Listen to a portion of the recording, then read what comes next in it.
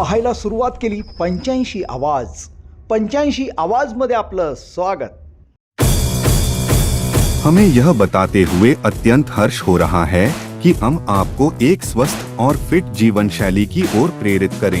हमारे जिम में अत्याधुनिक उपकरणों के साथ साथ अनुभवी प्रशिक्षक उपलब्ध हैं जो आपकी फिटनेस यात्रा को सही दिशा में मार्गदर्शन करेंगे। ज्यादा जानकारी के लिए अभी कॉल करें।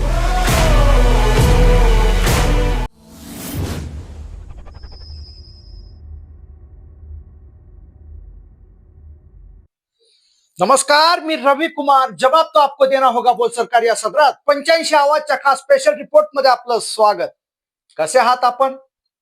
मजेत ना? मजेत राहा, हिट राहा, फिट राहा आणि हो, आरोग्याची काळजी घ्या. चला तर मग विषयाकडे वळूया.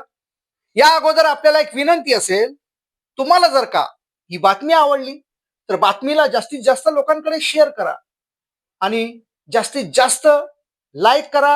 आणि आपल्याला काय वाटतं या बातमीबाबत तर बातमीला कमेंट करायला विसरू नका.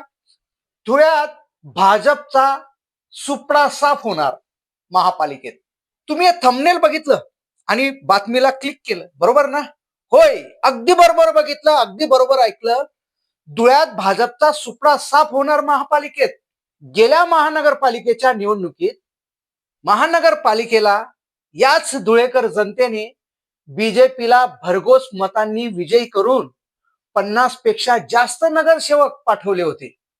आठवतं ना आपल्याला? काय दिवे लावले यांनी नगरसेवकांनी? असं मी म्हणत नाही काय दिवे लावले, मी असं म्हणत नाही. मोठ्या प्रमाणात जनतेत रोष आहे. कुणी म्हणतं मी बोललो तर मी वाईट होईल, कुणी म्हणतो यांना आता येऊ द्या मत मागायला मग सांगतो, कुणी म्हणतो यांना फिरू द्या मग पाहू, कुणी म्हणतो सांगायचं त्यांना तुम्हालाच मतदान देऊ पण बटन दाबायचं दुसरीकडे. अशा चर्चा खुंटावर रंगत आहेत. जनतेत मोठ्या प्रमाणात रोष आहे. तर ज्या मूलभूत सुविधा महापालिकेने गेल्या निवडणुकीत आश्वासन दिले होते त्या आश्वासनाची पूर्तता या महापालिकेत कडून सत्ताधाऱ्यांनी नागरिकांसाठी पूर्ण केली नाही. रस्ते नाहीत, गटारी नाहीत, पाणी नाही, ज्या प्राथमिक गरजा बीजेपीने पूर्ण करू शकली नाही. म्हणून जनतेत यावेळेस बीजेपीला धडा शिकवल्याशिवाय राहणार नाही असा विचार धुळेकर नागरिक करत आहेत. आणि तसा सर्वे सुद्धा बाहेर आला आहे आणि तो सर्वे काय सांगतो आपण तो पुढे पाहू. बीजेपीला किती सीट मिळतील, एनसीपीला किती सीट मिळतील, शिंदे गटाला किती सीट मिळतील आणि तसेच ओरिजिनल शिवसेनेला किती जागा मिळतील आणि काँग्रेसला किती जागा मिळतील. तत्पूर्वी आपण मागील मनपा निवडणुकीत बीजेपी कशा प्रकारे मतदाराला मूर्ख बनवून मनपा ताब्यात घेतली होती. मागील पंचवार्षिक मनपा निवडणुकीत धुळ्यात मनपा निवडणुकीच्या बीजेपीच्या प्रचारासाठी फडणवीसचे अत्यंत विश्वासू गिरीश महाराज आले होते आणि जे तोंडात येईल ते बडबडून गेले होते. असे का गेले तर 5 वर्ष कुठे दिसलेच नाही.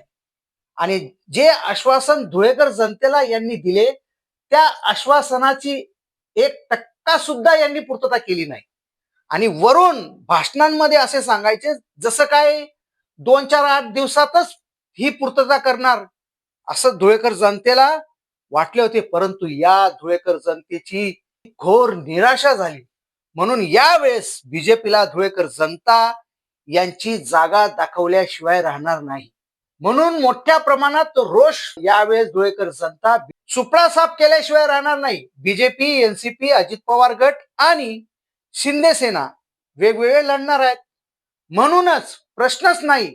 तो आताचा सर्वे बरोबर सांगतो की कुणाला किती सीट मिळतील. तर ऐका, बीजेपीला 26 ते 28 सीट मिळतील. शिवसेना शिंदे गटाला 4 ते 6 सीट मिळतील. अजित पवार गटाला 8 सीट आणि ओरिजिनल शिवसेनेला 12 सीट मिळतील आणि काँग्रेसला 2. उर्वरित हे अपक्ष 20 सीटवर निवडून येतील आणि मग हे 20 सीट ठरवतील कोणाचा महापौर होईल. बीजेपीला या 20 सीटचा जोरदार फटका बसेल आणि 20 सीट कोणत्या सीट असतील तर बीजेपीचे बंडखोर. हा माझ्या हातात मागील मनपा निवडणुकीत मतदारांना मूर्ख बनवण्यासाठी बीजेपीने हा अजेंडा प्रकाशित केला होता. या अजेंड्यात अनेक आश्वासने दिली होती.